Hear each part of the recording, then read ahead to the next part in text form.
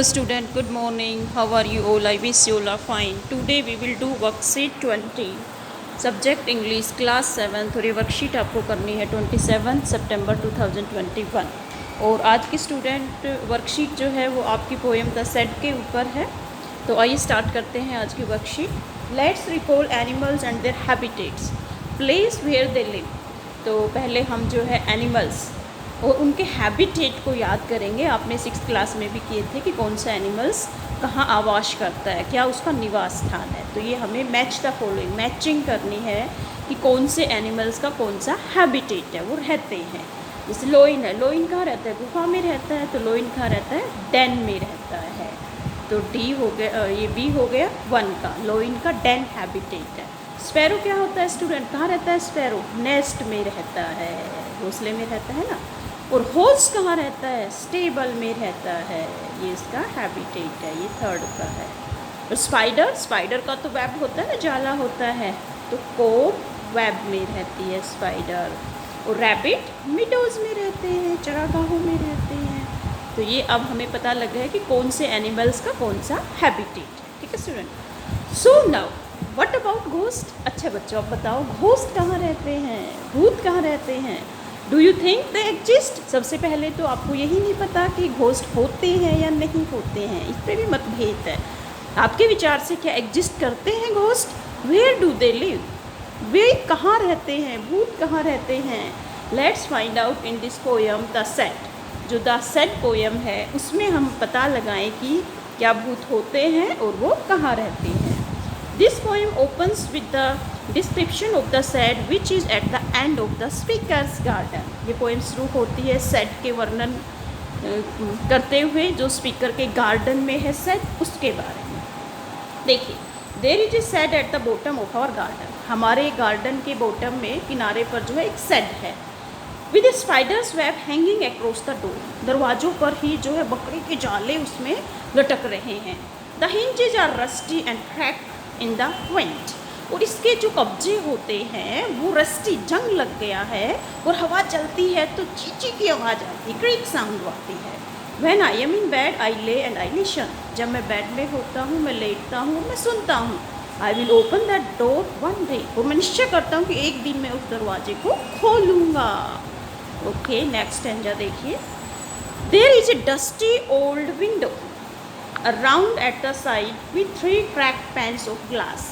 वहाँ की जो विंडो है वो पुरानी है, उसके ऊपर धूल मिट्टी लगी हुई है, और जो ग्लास की पेन्स है वो भी क्रैक, टूटी हुई हैं, ग्लास में क्रैक आया हुआ है. I often think there is someone staring at me.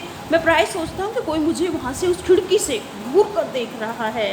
Each time that I pass I will peep through that window one day. हर समय जब मैं उस साइड से गुजरता हूँ तो मैं निश्चय करता हूँ कि एक दिन मैं इसके अंदर झाँक कर, खिड़की के अंदर झाँक कर ज़रूर देखूँगा. My brother says there is a ghost in the shed. मेरा भाई कहता है कि उस सेट के अंदर घोस्ट रहता है, भूत रहता है. Who hides under the rotten floorboards. जो फ्लोर बोर्ड्स के उसके नीचे जो है वो छिपा हुआ है. And if I have ever dare to set foot inside he will jump out and chop off my head. तो वो कहता है कि जब भी तुम साहस करोगे उसके अंदर जाने की, पैर रखने की सेट के अंदर, भूत आएगा और वो तुम्हारे सर को काट देगा. But I will take a peek one day. लेकिन एक दिन मैं साहस करूँगा, उसके अंदर जाऊँगा. I know that there isn't really ghost. मुझे पता है घोस्ट नहीं होते हैं. My brother tells lies to keep the shed for his tent. मेरा भाई मुझे झूठ बोलता है कि वो उस सेट का यूज़ करे अपने सीक्रेट प्लेस के लिए, अपनी गुफा के लिए, छुपने के लिए. देयर इजंट एनीवन स्टेयरिंग और मेकिंग स्ट्रेंज नॉइसेस.